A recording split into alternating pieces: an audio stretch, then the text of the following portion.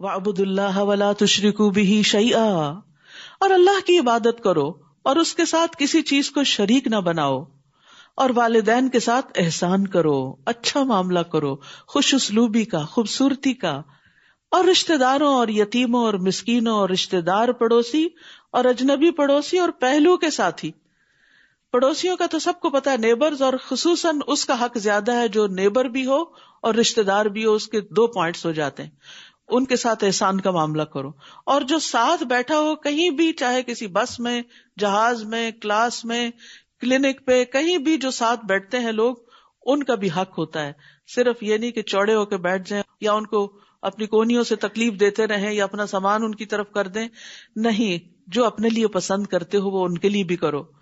اور پھر خاص طور پر پہلو کے ساتھی میں وہ لوگ بھی آتے ہیں جن کے ساتھ آپ مل کے کام کرتے ہیں، آپ کی ٹیم، آپ کے کولیگز جو آپ کے ساتھ ساتھ رہتے ہیں، آپ کے مددگار ہیں، اور خصوصاً جو انصار اللہ ہیں، ان کے ساتھ احسان کا معاملہ کرو، سلام میں پہل کرو، مسکرا کے پیش آؤ، ان کے کاموں کی، ان کی محنت کی قدردانی کرو، ان کی کوششوں کو اپریشیٹ کرو، یہ ہے احسان کے معاملے۔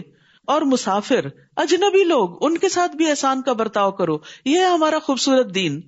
اور تمہارے دائیں ہاتھ جن کے مالک ہوئے، یعنی لونڈی غلام، لیکن آج کے دور میں لونڈی غلام نہیں ہے، تو جو امپلائیز وغیرہ ہوتے ہیں کسی بھی جگہ پر، یعنی اگر کوئی شخص کسی کمپنی کو اون کرتا، مالک ہے اس کا، تو جو لوگ اس کے لیے کام کرتے ہیں وہ سب بھی اس میں شامل ہوتے ہیں۔ ان کی کوششوں کو بھی اپریشیٹ کرو، اور ان کو صرف یہ نہیں کہ سیلری یا ویجز جو طے کی ہیں وہی دو۔ احسان کیا ہوتا ہے کہ ان کو اس سے بڑھ کر بھی دو، ان کی خوشی، عید وغیرہ کے موقع پر، یا ان کی کسی شادی یا غمی یا دکھ تکلیف، اس میں بھی شریک ہو۔ یعنی صرف یہ نہیں کہ جی میں باس ہوں اور تم میرے سب آرڈینیٹ ہو تو بس ہمارے درمیان ایک ڈسٹینس ہوگا۔ مومن مومن کا بھائی ہے، اور ایک مسلمان جہاں بھی ہو، چاہے مسلم نان مسلم کوئی بھی اس کے ساتھ کام کر رہے ہیں، وہ ان کے ساتھ احسان کا معاملہ کرتا ہے، اور اسی اخلاق اور اسی محبت سے ان کے دل جیت لیتا ہے۔ تو یہ اللہ سبحانہ تعالیٰ کا حکم ہے۔ اللہ نے اپنا حق صرف ایک بتایا کہ اللہ کی عبادت کرو، اس کے بعد سارے بندوں کے حقوق بتائے کہ کس کس کے ساتھ تم خوبصورت رویہ اختیار کرو۔ بے شک اللہ کسی خود پسند، بہت فخر کرنے والے کو پسند نہیں کرتا، یعنی اللہ سبحانہ تعالیٰ ایسے لوگوں کو پسند نہیں کرتا جو سب کچھ اپنے آپ کو ہی سمجھے، یعنی صرف ان کو اپنے ہی حق کا پتا ہو، اور اگر ان کو کچھ خوبیاں دوسروں کے مقابلے میں یا مال و دولت زیادہ ملا ہے تو وہ اکڑنا شروع کر دیں اور دوسروں کو انسان ہی نہ سمجھے۔ نہیں، دوسروں کے ساتھ احسان کا معاملہ کریں، چاہے گھر کے اندر ہو چاہے گھر کے باہر ہو۔ کون ہے یہ فخر کرنے والے؟ وہ جو بخل کرتے ہیں، یعنی سلام نہ کرنا یہ بھی بخل ہے، اسمائل نہ کرنا یہ بھی بخل ہے، یہ بھی دل کی تنگی ہے، اور لوگوں کو بخل کرنے کا حکم دیتے ہیں، یعنی اوروں کو بھی برے اخلاق سکھاتے ہیں۔ یا پھر مال کا بخل جو سب سے پہلے آتا ہے کہ خود خرچ نہیں کرتے، اور اگر کوئی اور کر رہا ہو تو اس کو بھی روکتے ہیں، اور اللہ نے جو کچھ اپنے فضل سے عطا کیا ہے اسے چھپاتے ہیں، اور ہم نے کافروں کے لیے رسوا کن عذاب تیار کر رکھا ہے۔ کس لیے چھپاتے ہیں؟ کہ کوئی مانگ نہ بیٹھے، کوئی نظر نہ رکھے کہ ہمیں بھی کچھ نعمتوں میں سے حصہ دو، خاص طور پر رشتہ دار۔ تو بخل کا تعلق مالی اور قولی دونوں حقوق کے ساتھ ہے۔ تو تھوڑ دل انسان کی قرآن مجید میں مذمت کی گئی ہے، یعنی جو دل کا چھوٹا ہو، جس کا دل گھٹا ہوا ہو، اور جو چھوٹی سی تکلیف پہ گھبرا اٹھے، اور جب مال ملے تو بخیل بن جائے۔ رسول اللہ صلی اللہ علیہ وسلم نے فرمایا، آدمی میں سب سے بدترین چیز بے صبر پن کے ساتھ بخل اور حد سے زیادہ بزدل ہونا ہے، کیونکہ بزدلی جو ہے وہ انسانوں کو آگے نہیں بڑھنے دیتی، رسک نہیں لینے دیتی، اور جو رسک نہ لے وہ اوپر نہیں جا سکتا، اونچا نہیں اڑ سکتا۔ اور بخل کرنے والوں کی مثال کیا ہے؟ اس شخص کی طرح ہے جو ایسا لباس پہنتا ہے کہ جو اسے جکڑ لیتا ہے۔ والذین ينفقون اموالهم رئاء الناس، اور وہ لوگ جو اپنے مال لوگوں کو دکھانے کے لیے خرچ کرتے ہیں، اور نہ وہ اللہ پہ ایمان رکھتے ہیں نہ ہی آخرت کے دن پر، یعنی ویسے چیریٹی کے بڑے بڑے کام کرتے ہیں لیکن صرف شہرت کے لیے، لوگوں کی نظر میں سخی کہلانے کے لیے، واہ واہ کے لیے۔ تو ایسے لوگوں کو آخرت کا یقین نہیں، اگر ہوتا تو پھر وہاں بدلہ لینے کے لیے خرچ کرتے۔ اور جس کا ساتھی شیطان ہو جائے تو وہ کتنا برا ساتھی ہے، یعنی شیطان انسان کے ساتھ لگا ہوا ہے اور وہ اس کو برے کام کرنے کا حکم دیتا ہے۔ اور ان کا کیا نقصان ہوتا اگر وہ اللہ اور آخرت کے دن پر ایمان لے آتے، اور جو رزق اللہ نے انہیں دیا ہے اس میں سے وہ خرچ کرتے، اور اللہ انہیں خوب جاننے والا ہے۔ بے شک اللہ کسی پر ذرے کے برابر بھی ظلم نہیں کرتا، اور اگر کوئی نیکی ہو تو وہ اسے دگنا کر دے گا اور اپنے پاس سے اجر عظیم عطا کرے گا۔ یہ ہے اللہ کا فضل، یہ اللہ کی رحمت کہ گناہ کرتا ہے اگر کوئی انسان تو بس ایک گناہ کے بدلے ایک گناہ ہی لکھا جاتا ہے، لیکن اگر کوئی ایک نیکی کرتا ہے تو اس کے بدلے 10 نیکیاں لکھی جاتی ہیں، اور 10 نہیں ان کو بھی مزید بڑھایا جاتا ہے۔ کچھ نیکیوں کا اجر 700 گنا، جیسے فی سبیل اللہ مال خرچ کرنے کا اجر، اسی طرح کچھ نیکیوں کا اجر 7,000 اور لاکھ گنا بھی ہے۔ اور پھر یہ کہ روزہ، اللہ سبحانہ تعالیٰ نے کیا فرمایا کہ روزہ میرے لیے ہے، تم نہیں اس کا اجر لکھو، وہ میرے لیے، میں خود اس کی جزا دوں گا۔ اور پھر اللہ سبحانہ تعالیٰ کا فضل یہ ہے کہ بندے کی کوشش کافی نہیں، بلکہ فضل ہوگا، رحمت ہوگی تو جنت ملے گی۔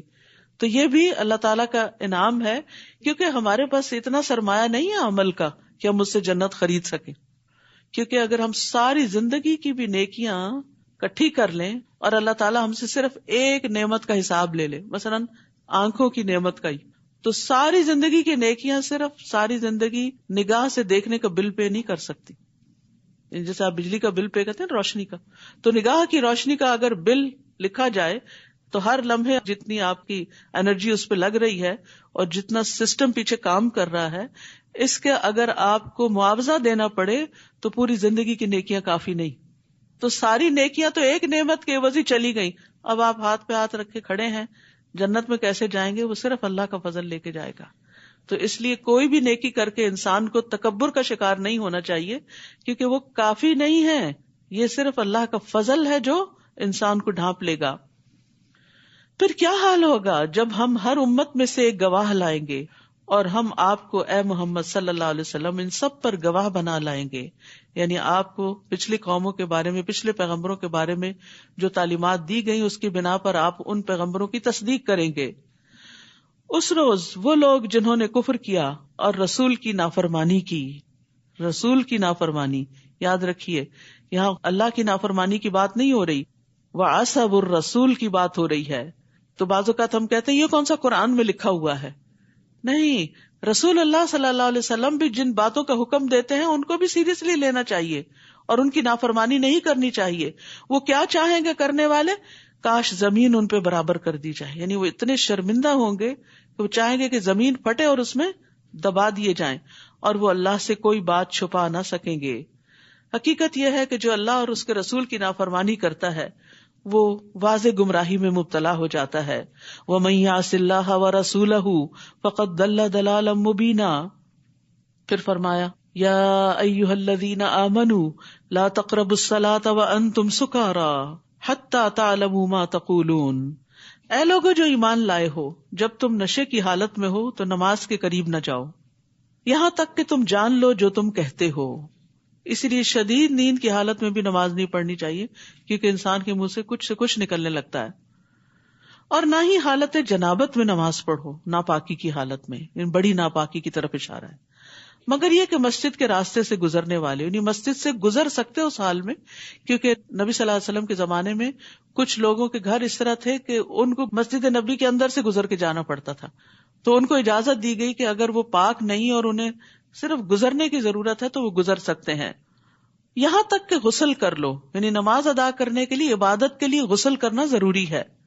اور اگر تم بیمار ہو یا سفر پر ہو یا تم میں سے کوئی ایک قضائے حاجت سے آئے یا تم نے عورتوں کو چھوا ہو یعنی صحبت کی ہو، پھر تم پانی نہ پاؤ، یعنی غسل جنابت لازم ہے، وضو کی ضرورت ہے، نماز کا وقت آ گیا ہے، پانی کوئی نہیں، اب کیسے نہائیں؟ کیا نماز چھوڑ دیں؟ نہیں، تو پاک مٹی سے تیمم کر لو۔ ان ساری ناپاکیوں کو صرف تیمم سے پاک کیا جا سکتا ہے اور عبادت کی جا سکتی ہے، اور اس میں صرف چہرے اور ہاتھوں کا مسح ہے، یعنی مٹی سارے جسم پر ملنے کی ضرورت نہیں، صرف ہاتھ کو مٹی پہ مار کے، اس میں پھونک مار کے چہرے پہ پھیر لیا جائے اور دونوں ہتھیلیوں پہ پھیر لیا جائے، تیمم ہو جاتا ہے، دیٹس اٹ۔ کیونکہ اصل چیز اللہ کا حکم ہے، مٹی بھی پاک کرنے والی ہے، مٹی کے اندر ایسے بیکٹیریاز ہوتے ہیں کہ جو صاف کرتے ہیں نجاستوں کو، لیکن یہ ہے کہ اصل چیز اللہ کا حکم ہی ہے۔ رسول اللہ صلی اللہ علیہ وسلم نے فرمایا زمین کو چھوا کرو کیونکہ یہ تمہارے ساتھ شفقت کرنے والی ہے. بعض اوقات ہم مٹی پہ پاؤں نہیں رکھنا چاہتے، اور آج آپ دیکھیں ریسرچز یہ بتاتی ہیں کہ بہت سی بیماریوں کا علاج ننگے پاؤں مٹی پہ چلنا ہے. اسی لیے لوگ بیچز پہ جاتے ہیں اور ریت پر چلتے ہیں اور مٹی میں لوٹ پوٹ ہوتے ہیں، کیونکہ بہت سی ایسی چیزیں جسم سے نکل جاتی ہیں جو مٹی ہی نکال سکتی ہے. تو یاد رکھیے تیمم کا حکم مسلمانوں کے لیے اللہ سبحانہ تعالیٰ کی طرف سے ایک آسانی ہے، اور یہ محمد صلی اللہ علیہ وسلم کی امت کی خصوصیت بھی ہے. رسول اللہ صلی اللہ علیہ وسلم نے فرمایا مجھے 5 چیزیں ایسی عطا کی گئی جو مجھ سے پہلے کسی پیغمبر کو نہیں دی گئی، جن میں سے ایک یہ ہے کہ زمین کو میرے لیے سجدہ گاہ اور طہارت کا ذریعہ بنا دیا گیا. یعنی کہیں سے بھی مٹی لے کے آپ تیمم کر سکتے ہیں بشرطے کہ پاک ہو. اور دوسرے یہ کہ کہیں پر بھی نماز ادا کر سکتے ہیں. جہاں نماز کا وقت آئے پانی نہ ملے تیمم کر کے نماز پڑھ لیں. جان کی ہلاکت کا ڈر ہو تو بھی تیمم کر کے نماز پڑھ لیں. یعنی اگر ٹھنڈا پانی ہے اور آپ کو پتا ہے کہ اگر آپ اس سے نہائے تو پھر جان بچانی مشکل ہوگی، یہ شدید بیمار ہو جائیں گے، تو بھی تیمم کر لیں. اور اللہ بہت معاف کرنے والا ہے، بہت بخشنے والا ہے. پھر فرمایا الم تر الی الذین اوتوا نصیبا من الکتاب، کیا آپ نے ان لوگوں کی طرف نہیں دیکھا جو کتاب کا ایک حصہ دیے گئے؟ وہ گمراہی خریدتے ہیں اور چاہتے ہیں کہ تم بھی سیدھے راستے سے بھٹک جاؤ، اور اللہ تمہارے دشمنوں کو خوب جانتا ہے، اور کافی ہے اللہ دوست اور کافی ہے اللہ مددگار. یہاں نبی صلی اللہ علیہ وسلم کو تسلی دی جا رہی ہے کہ آپ دشمنوں کی طرف سے پریشان نہ ہوں، کیونکہ وَكَفَى بِاللَّهِ وَلِيًّا وَكَفَى بِاللَّهِ نَصِيرًا، اللہ آپ کے معاملے کی ذمہ داری لے لے گا اور جس چیز کے ساتھ چاہے گا آپ کو فائدہ دے گا، اور اللہ ان کی چالوں اور ان کے شر سے آپ کو دور کر دے گا. آپ اللہ کی دوستی اور اللہ کی مدد کو اپنے لیے کافی سمجھیں، اور یہ توکل ہر مسلمان کے لیے ضروری ہے. بہت دفعہ ایسا ہوتا ہے کہ انسان بہت اچھے اچھے کام کر رہا ہوتا ہے، لیکن دوسرے لوگ غلط فہمی کا شکار ہو کر آپ کے دشمن بن جاتے ہیں اور آپ پر طرح طرح کے الزام لگانے لگتے ہیں. پھر آپ پریشان ہوتے ہیں اور سوچنے لگتے ہیں کہ بہتر ہے میں یہ کام ہی چھوڑ دوں. خاص طور پر اگر دین کا کام ہو، لوگوں کو خیر اور نیکی کی طرف بلانا ہو، تو انسان بد دل ہونے لگتا ہے. تو پیغمبر تو یہ کام نہیں چھوڑ سکتے تھے، ان پر تو فرض تھا. عام انسان تو ہو سکتا ہے کہ ایک نہیں تو دوسرا کام کر لے، نیکی کا ایک موقع نہیں تو دوسرا کوئی اس کو مل جائے، لیکن پیغمبر کے لیے تو ایسی کوئی چوائس نہیں ہے کہ وہ لوگوں تک حق بات نہ پہنچائے یا لوگوں کو اللہ کا پیغام نہ دے. تو جتنی پھر ذمہ داری بڑی ہوتی ہے اتنی سپورٹ بھی زیادہ ہوتی. تو اللہ تعالیٰ تسلی دے رہے ہیں کہ آپ اپنا کام کرتے چلے جائیں اور اپنے دشمنوں کی طرف سے بے فکر ہو جائیں. ان کے مقابلے کے لیے اللہ آپ کو کافی ہے. اور ایک حقیقت ہے کہ خیر اور بھلائی کا کوئی بھی کام کرنے کے لیے صرف کوششیں کافی نہیں ہوتی، اللہ کی مدد ضروری ہوتی. اس لیے جب بھی امر بالمعروف کریں، یعنی کسی کو کوئی اچھی بات بتانے لگے، پہلے اللہ سے دعا کریں دل ہی دل میں کہ اللہ میری بات میں اثر ڈال دے اور اس شخص کو میری بات سے فائدہ پہنچا. اگر کوئی غلط کام کر رہا ہے، چاہے اپنا بچہ ہی کر رہا ہے، تو اس کو بھی روکنے کے لیے پہلے اللہ سے مدد مانگے کہ اللہ تیری مدد چاہیے، تو میری زبان میں ایسی تاثیر پیدا کر کہ میں اس سے بات کروں تو یہ اپنے اس نقصان کو سمجھ جائے جو یہ خود اپنے ہاتھوں کر رہا ہے. تو انشاءاللہ اس طرح اللہ کے بھروسے پر، اللہ سے دعا کر کے، اللہ پہ توکل کر کے انسان خیر اور بھلائی کے کاموں میں آگے بڑھ سکتا ہے. ورنہ شیطان انسان کو ڈراتا ہے اور ذرا سی مخالفت آنے پر انسان بددل ہو کے پیچھے ہٹ جاتا ہے، تو اس کی پرواہ نہیں کرنی چاہیے. پھر فرمایا من الذین ہادوا یحرفون الکلم عن مواضعہ، وہ لوگ جو یہودی بن گئے ان میں سے کچھ لوگ الفاظ کو ان کی جگہوں سے تبدیل کر دیتے ہیں، یعنی اللہ کے اتارے ہوئے کلام میں خود تبدیلیاں کر دیتے ہیں. وہ کہتے ہیں سنا ہم نے اور نافرمانی کی ہم نے، یعنی جب آیات نازل ہوتی تو کہتے سن لیا ہم نے، اور دل میں یا ہلکی آواز سے کہتے ہم نے ماننا کوئی نہیں. اور یہ آپ دیکھیے کہ آج کئی مسلمانوں کا بھی یہی حال ہے کہ وہ اللہ تعالیٰ کے احکامات سن لیتے ہیں پھر کہتے ہیں تو بڑا مشکل ہے، میرے لیے تو مشکل ہے، میں تو نہیں کر سکتی. چاہے زبان سے کہیں یا دل سے کہیں، نہیں، کوئی حکم جو مشکل لگے تو کہا کرے اللہ میں نے سن لیا، میں اطاعت کروں گی تو مجھے مدد دے گا تیری توفیق سے، یا اللہ میرے لیے آسان کر دے. کم از کم منیمم اچھے کام کی نیت ضرور کر لے، باقی تو پھر اللہ کی دی ہوئی توفیق سے ہی ہوتا ہے. لیکن یہ کہنا نہیں اٹس ناٹ پاسبل، آج کے دور میں یہ نہیں ہو سکتا، یہ تو اس زمانے کی بات ہے، اس طرح کی باتیں درست نہیں، کیونکہ قرآن جو ہے وہ ہر دور کے لیے، قیامت تک اب اور کوئی نئی کتاب نہیں آنے والی، یہی کتاب ہمارے لیے، کوئی اور رسول آنے والا نہیں، محمد صلی اللہ علیہ وسلم کی تعلیمات ہی ہمارے لیے کافی ہیں۔ اس دور میں بھی کچھ چیزیں مشکل تھیں اور کچھ آسان تھیں، آج کے دور کی اپنی مشکلات ہیں، کچھ چیزیں آسان ہیں کچھ مشکل ہیں، تو زندگی میں صرف آسانیاں ہی تو نہیں ہوتی، لیکن اللہ تعالیٰ کا وعدہ ہے ان مع العسر یسرا، تنگی کے ساتھ آسانی بھی ہوتی ہے، اس لیے سمعنا و اطعنا، یہ کس نے کہا تھا؟ سورۃ البقرہ کا آخر یاد کرے، صحابہ کرام نے سمعنا و اطعنا، لیکن منافقین کیا کہتے ہیں؟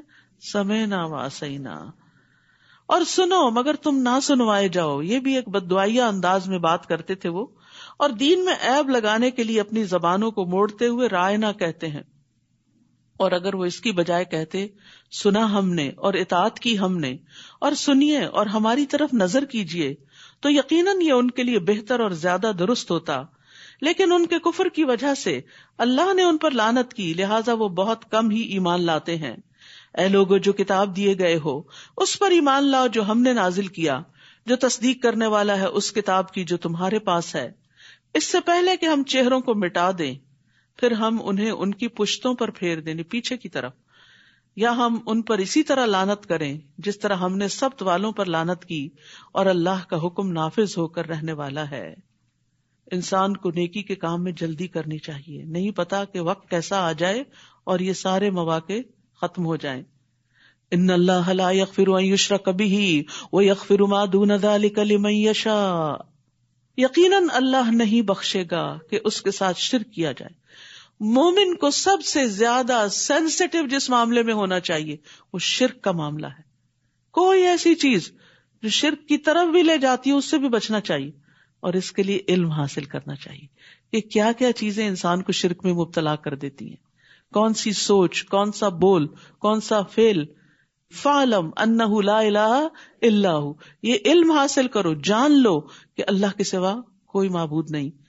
تو یہ علم سب سے اہم ترین علوم میں سے ہے، اسی پر ہماری نجات ہے، اور نبی صلی اللہ علیہ وسلم اور باقی تمام انبیاء نے لوگوں کو ایک رب کی عبادت کی طرف بلایا تھا۔ فرمایا اور جو گناہ اس کے علاوہ ہے وہ جس کے لیے چاہے گا بخش دے گا، یہ اس کے ہاتھ میں ہے، مالک یوم الدین وہی ہے۔ اور جس نے اللہ کے ساتھ شرک کیا تو یقیناً اس نے بہت بڑا گناہ گھڑ لیا۔ کیا آپ نے ان لوگوں کی طرف نہیں دیکھا جو اپنے آپ کو پاک قرار دیتے ہیں، یعنی اپنی تعریفیں کرتے ہیں یا اپنے دوستوں کی، یا اپنے آپ کو ہر عیب سے پاک سمجھتے ہیں، بلکہ اللہ ہی جس کو چاہتا ہے پاک کرتا ہے، اور وہ کھجور کی گٹلی کے دھاگے برابر بھی ظلم نہ کیے جائیں گے۔ کھجور کی گٹلی کے کٹاؤ پہ جو باریک سا دھاگا سفید کلر کا ہوتا ہے وہ اتنا ہلکا ہوتا ہے کہ یوں ہی ہاتھ میں مسلا جائے، اللہ تعالیٰ اتنا بھی ظلم نہیں کرتا کسی پر۔ بہت زبردست طریقے سے مثال دے کے بات سمجھائی گئی۔ تو یاد رکھیے کہ اپنے آپ کو بری ذمہ نہ قرار دیں، اپنے آپ کو معصوم نہ سمجھیں، اپنے آپ کو پاک نہیں سمجھیں، یعنی اگر کسی نیکی کی توفیق ہو گئی یا گناہوں سے بچنے کی توفیق ہو گئی تو کسی خوش فہمی میں مبتلا نہ ہو۔ مومن اپنے نیک اعمال کے بارے میں ڈرتا رہتا ہے۔ یاد رکھیے خود کو بہتر سمجھنے والا شخص دھوکے میں ہوتا ہے، کیونکہ ہمیں نہیں پتا کہ جو اعمال ہم نے کیے ہیں ان کی قبولیت کا کیا درجہ ہے۔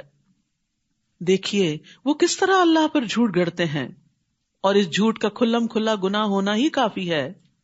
کیا آپ نے ان لوگوں کی طرف نہیں دیکھا جو کتاب کا ایک حصہ دیے گئے، یعنی اہل کتاب ہیں، تورات اور انجیل ہے پاس، وہ جبت یعنی جادو اور طاغوت یعنی شیطان یا بتوں پر ایمان لاتے ہیں، یعنی انہیں تو اس چیز کا انکار کرنے کا کہا گیا تھا جبکہ وہ اس میں ملوث ہو گئے، اور کفر کرنے والوں کے بارے میں کہتے ہیں، یعنی قریش کے بارے میں، اہل مکہ کے بارے میں کہتے ہیں یہ لوگ ایمان والوں کی نسبت راستے کے اعتبار سے زیادہ ہدایت یافتہ ہیں۔ حالانکہ ہونا کیا چاہیے تھا، وہ کتاب والے تھے اور مسلمان بھی کتاب والے تھے، تو کتاب والوں کو کتاب والوں کا ساتھ دینا چاہیے تھا، تو اس کی بجائے انہوں نے مشرکین کا ساتھ دیا۔ تو یاد رکھیے کہ پچھلی قومیں بھی کتاب ہونے کے باوجود جادو اور خرافات اور شیطانی عمل کے پیچھے لگ گئی، اور آج بھی مسلمانوں کے اندر یہ خرابیاں پائی جاتی، اچھے بھلے سمجھدار لوگ ان چیزوں کے پیچھے چل پڑتے ہیں۔ تو اس سے بچنے کی ضرورت ہے کیونکہ یہ بھی کبیرہ گناہوں میں سے ہے۔ اولئک الذین لعنہم اللہ، یہی وہ لوگ ہیں جن پر اللہ نے لعنت کی. یاد رکھیے جادو کے ذریعے مسائل حل کریں گے تو الٹے مسائل میں پھنسیں گے کیونکہ اللہ کی رحمت سے دور ہوں گے. اور جس پر اللہ لعنت کر دے تو آپ اس کے لیے ہرگز کوئی مددگار نہ پائیں گے. اس کی مدد پھر کون کرے گا؟ اس کا مسئلہ کون حل کرے گا؟ وہ تو مسائل کو بڑھانے کی دعوت ہے. یا ان کے لیے بادشاہت میں سے کوئی حصہ ہے، تب تو یہ لوگوں کو کھجور کی گٹلی میں سوراخ کے برابر بھی کچھ نہ دیں گے. یا وہ لوگوں سے حسد کرتے ہیں، یعنی مسلمانوں سے، اہل کتاب، اس وجہ سے جو اللہ نے انہیں اپنے فضل سے عطا کیا. کوئی شک نہیں ہم نے آل ابراہیم کو کتاب و حکمت دی اور ہم نے انہیں بہت بڑی بادشاہت عطا کی، یعنی بنی اسرائیل کو.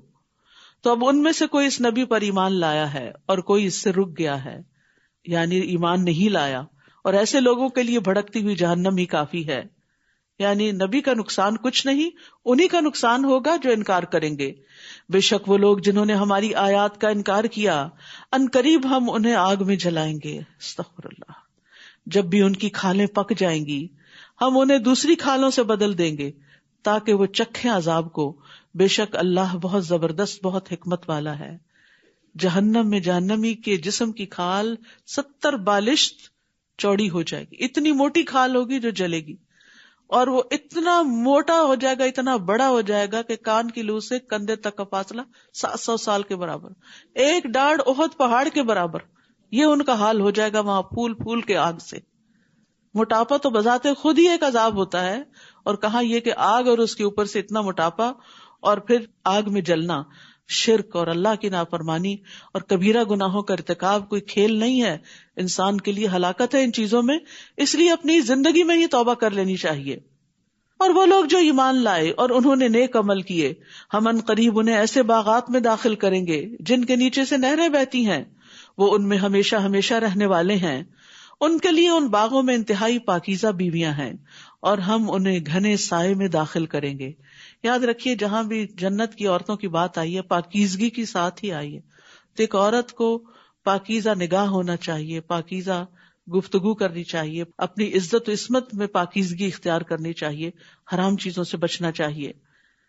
ان اللہ یأمرکم ان تؤدوا الامانات الی اہلہا، بے شک اللہ تمہیں حکم دیتا ہے کہ تم امانتیں ان کے اہل کے سپرد کرو، اور جب تم لوگوں کے درمیان فیصلہ کرو تو عدل کے ساتھ فیصلہ کرو. یعنی عہدے اور ذمہ داریاں صرف ان کو دو جو نبھانے کے اہل ہوں، اور اگر ان میں کوئی کانفلکٹ ہو جائے تو کسی ایک کے ساتھ فیورٹزم نہیں کرنا، انصاف سے فیصلہ کرنا ہے. بے شک یہ بہت ہی عمدہ نصیحت ہے جو اللہ تمہیں کر رہا ہے. اس سے جماعتیں اور آرگنائزیشنز اور قومیں اور ملک آگے بڑھتے ہیں جب لوگوں کے درمیان انصاف ہوتا ہے، جسٹس ہوتا ہے. بے شک اللہ خوب سننے والا، خوب دیکھنے والا ہے. اے لوگو جو ایمان لائے ہو، اطاعت کرو اللہ کی اور اطاعت کرو رسول کی، اور ان کی جو تم میں سے اولو الامر یعنی صاحب اختیار ہیں، تمہارے ذمہ دار ہیں، تمہارے امیر مقرر کیے گئے ہیں. پھر اگر تمہارے مابین کسی چیز میں اختلاف ہو جائے تو اسے اللہ اور رسول کی طرف پھیر دو، اولو الامر کی طرف نہیں. اتحاد اللہ رسول کی بات پر ہی ہو سکتا ہے، ورنہ ایک اپنی شخصیت کی طرف لے جائے گا تو دوسرا اپنے کسی بزرگ کی طرف معاملے کو لے جائے گا اور جھگڑے بڑھیں گے، جیسا کہ ہو رہا ہے شخصیت پرستی کے نتیجے میں. اگر تم اللہ اور یوم آخرت پر ایمان رکھتے ہو یہ بہتر ہے اور انجام کے اعتبار سے زیادہ اچھا بھی ہے. تو عمومی ہدایت کیا ہے کہ اختلاف کی صورت میں فیصلہ اللہ اور رسول کی طرف لے جاؤ کہ وہ کیا حکم دیتے ہیں. اور یہاں حکمرانوں کی اطاعت کی اہمیت بھی پتہ چلتی ہے، لیکن ان کی اطاعت اللہ کی اطاعت کے مطابق ہی ہوگی، اللہ کی نافرمانی میں نہیں. اگر وہ گناہ کا حکم دیں تو ان کی بات نہیں مانی جائے گی.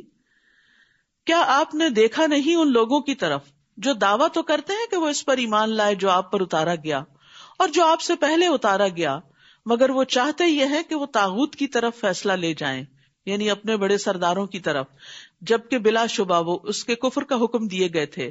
اور شیطان چاہتا ہے کہ وہ انہیں گمراہ کر دے، دور کا گمراہ کرنا. اور جب ان سے کہا جاتا ہے کہ آؤ تم اس کی طرف جو اللہ نے نازل کیا اور آؤ رسول کی طرف، تو آپ منافقوں کو دیکھتے ہیں کہ وہ آپ سے رک ہی جاتے ہیں، وہ آپ سے فیصلہ نہیں لینا چاہتے. پھر کیا ہوتا ہے جب انہیں ان کے ہاتھوں کی کمائی کی وجہ سے کوئی مصیبت پہنچتی ہے، پھر وہ آپ کے پاس اللہ کی قسمیں کھاتے ہوئے آ جاتے ہیں کہ ہم نے تو صرف احسان اور موافقت کا ارادہ کیا تھا. تو یاد رکھیے گناہ مصیبتوں کا باعث بنتے ہیں. دوسری جگہ بھی آتا ہے وما اصابکم من مصیبت فبما کسبت ایدیکم ویعفو عن کثیر، اور تمہیں جو بھی مصیبت پہنچی تو وہ اس وجہ سے ہے جو تمہارے ہاتھوں نے کمایا، تمہاری اپنی غلطیاں ہیں، اور وہ بہت سی چیزوں سے درگزر کر جاتا ہے. یہی وہ لوگ ہیں کہ اللہ جانتا ہے جو ان کے دلوں میں ہے، تو آپ ان سے اعراض کریں اور انہیں نصیحت کریں اور ان سے ایسی بات کہیں جو ان کے دلوں تک پہنچ جائے. یعنی وہ لوگ جو آپ سے بے رخی کرتے ہیں، آپ کی طرف نہیں آتے، آپ کے مقام کی قدر نہیں کرتے، تو ان کی ان باتوں کو بھی اگنور کر دیں، نصیحت کر دیں اور کوئی ایسی بات کریں کہ ان کے دل بھی نرم ہو جائیں. یہ ہے پیغمبرانہ اخلاق، اور اسی اخلاق کی ہمیں بھی پیروی کرنی چاہیے کہ اپنے مخالفین یا ایسے لوگ جو عزت نہ کریں، قدر نہ کریں، تو ان کے ساتھ بھی احسان کا معاملہ کرتے رہیں. اور نہیں بھیجا ہم نے کوئی بھی رسول مگر اس لیے کہ وہ اللہ کے اذن کے ساتھ اطاعت کیا جائے، اور اگر وہ آ جاتے آپ کے پاس جب انہوں نے اپنی جانوں پہ ظلم کیا تھا، پھر وہ اللہ سے بخشش مانگتے اور رسول بھی ان کے لیے بخشش مانگتے، تو ضرور وہ اللہ کو بہت توبہ قبول کرنے والا، نہایت رحم کرنے والا پاتے. تو یاد رکھیے گناہ انسان کے لیے مصیبتوں کا باعث بنتے ہیں، رزق سے محروم کر دیتے ہیں، بعض اوقات صحت کے مسائل سے دوچار کر دیتے ہیں. تو ان سارے مسائل سے نکلنے کا راستہ استغفار ہے، اللہ سے خوب خوب معافی مانگنا ہے. اور ایک کارڈ بھی یہاں پر ہے جس میں ہم نے کوشش کی کہ جو دعائیں استغفار کی قرآن مجید میں ہیں یا نبی صلی اللہ علیہ وسلم کی صحیح احادیث سے ثابت ہیں وہ جمع کر دی جائیں. تو جس کسی کا کوئی بھی مسئلہ ہو وہ اگر روزانہ ان دعاؤں کو پڑھنا شروع کر دے اس نیت کے ساتھ کہ اللہ جو بھی رکاوٹیں ہیں جس نیک کام میں وہ دور کر دے، تو انشاءاللہ اللہ سبحانہ وتعالیٰ ضرور اس سے نکالے گا، کیونکہ اللہ کا وعدہ ہے یہ. پس نہیں، قسم ہے آپ کے رب کی، وہ مومن نہیں ہو سکتے یہاں تک کہ وہ آپ کو اس معاملے میں منصف بنائیں جس میں ان کے درمیان اختلاف ہوا ہے، پھر وہ اپنے دلوں میں اس فیصلے سے جو آپ نے کیا ہے کوئی تنگی نہ پائیں اور وہ اس کو پوری طرح تسلیم کر لیں. یعنی نبی صلی اللہ علیہ وسلم کے فیصلوں کو ماننا بھی نہایت ضروری ہے، یہ ایمان کا تقاضا ہے. اور اگر بے شک ہم ان پر لکھ دیتے کہ اپنے نفسوں کو قتل کرو یا اپنے گھروں سے نکل جاؤ یعنی معافی کے لیے، تو چند لوگوں کے سوا وہ ایسا نہ کرتے، اور اگر وہ وہی کرتے جس کی وہ نصیحت کیے جاتے ہیں تو ضرور وہ ان کے لیے بہتر ہوتا اور ثابت قدمی کے اعتبار سے زیادہ اچھا ہوتا. تو یاد رکھیے بندہ جب اپنے علم کے مطابق عمل کرتا ہے تو اللہ سبحانہ تعالیٰ اس کے علم میں بھی اضافہ فرماتے ہیں اور اس کے اندر مزید ثابت قدمی بھی آتی ہے. یعنی ہم کہتے ہیں یا اللہ ہم ابھی تو سن رہے ہیں، ابھی تو عمل کر رہے ہیں، ایسا نہ ہو آئندہ زندگی میں بھٹک جائیں. نہیں، وَاعْتَصِمُوا بِحَبْلِ اللَّهِ جَمِيعًا، اللہ کی رسی قرآن کو مضبوط تھامے رکھو، استغفار کرتے رہو تو اللہ تعالیٰ ثابت قدمی بھی دے گا، نہیں پھسلو گے انشاءاللہ. اور تب ہم انہیں یقیناً اپنے پاس سے اجر عظیم عطا کرتے اور ہم ضرور انہیں سیدھے رستے کی طرف ہدایت دیتے. اور جو کوئی اللہ اور رسول کی اطاعت کرے تو وہ ایسے لوگوں کے ساتھ ہوں گے جن پر اللہ نے انعام کیا، انبیاء، صدیقین، شہداء اور صالحین میں سے. اور کتنے اچھے ہیں یہ لوگ بطور ساتھی کے. نبی صلی اللہ علیہ وسلم کی خدمت میں ایک صحابی حاضر ہوتے تھے، تو وہ ایک دن کہنے لگے کہ اللہ کے رسول جب آپ کے پاس ہوتا ہوں، آپ کو دیکھتا ہوں تو میرا دل خوش ہوتا ہے، لیکن مجھے یہ ڈر ہے کہ میں بھی فوت ہو جاؤں گا اور آپ بھی، تو پھر مرنے کے بعد آپ کا مقام تو بہت بلند ہوگا، ہم پتہ نہیں کہاں ہوں گے. تو اس پر وہ بہت غمگین ہو گئے کہ مرنے کے بعد آپ کی محبت اور آپ کی صحبت اور آپ کی رفاقت اور آپ کا قرب کیسے حاصل ہوگا. تو اس پر یہ آیت نازل ہوئی کہ جو اللہ اور رسول کی اطاعت کرے گا وہ ان لوگوں کے ساتھ ہوگا. اور حضرت انس کہتے ہیں کہ ہمارے لیے اس سے بڑھ کر خوشی کا کوئی دن نہیں تھا کہ جس دن آپ نے ہمیں یہ بتایا کہ المرء مع من احبہ، انسان اسی کے ساتھ ہوگا جس سے وہ محبت کرتا ہوگا. اگر ہماری محبت رسول اللہ صلی اللہ علیہ وسلم کے ساتھ سچی ہے، ہم آپ کی اطاعت کرتے ہیں، آپ کا اتباع کرتے ہیں، آپ کی سنتوں پر چلتے ہیں، آپ کے ساتھ ہماری ایک عقیدت ہے، تو انشاءاللہ آپ کے نقش قدم پر چلتے چلتے اللہ تعالیٰ قیامت کے دن بھی ساتھ دے گا. اور دو خاص مواقع پر، خاص طور پر جب حوض کوثر سے پانی ملے گا اور دوسرے شفاعت کا موقع. یہ اللہ کی طرف سے فضل ہے اور کافی ہے اللہ بہت علم والا. وَاعْبُدُوا اللَّهَ وَلَا تُشْرِكُوا بِهِ شَيْئًا، اور اللہ کی عبادت کرو اور اس کے ساتھ کسی چیز کو شریک نہ بناؤ. اور والدین کے ساتھ احسان کرو، اچھا معاملہ کرو، خوش اسلوبی کا، خوبصورتی کا. اور رشتہ داروں اور یتیموں اور مسکینوں اور رشتہ دار پڑوسی اور اجنبی پڑوسی اور پہلو کے ساتھی. پڑوسیوں کا تو سب کو پتا ہے، نیبرز، اور خصوصاً اس کا حق زیادہ ہے جو نیبر بھی ہو اور رشتہ دار بھی ہو. اس کے 2 پوائنٹس ہو جاتے ہیں. ان کے ساتھ احسان کا معاملہ کرو. اور جو ساتھ بیٹھا ہو کہیں بھی، چاہے کسی بس میں، جہاز میں، کلاس میں، کلینک پہ، کہیں بھی جو ساتھ بیٹھتے ہیں لوگ، ان کا بھی حق ہوتا ہے. صرف یہ نہیں کہ چوڑے ہو کے بیٹھ جائیں یا ان کو اپنی کونیوں سے تکلیف دیتے رہیں یا اپنا سامان ان کی طرف کر دیں. نہیں، جو اپنے لیے پسند کرتے ہو وہ ان کے لیے بھی کرو. اور پھر خاص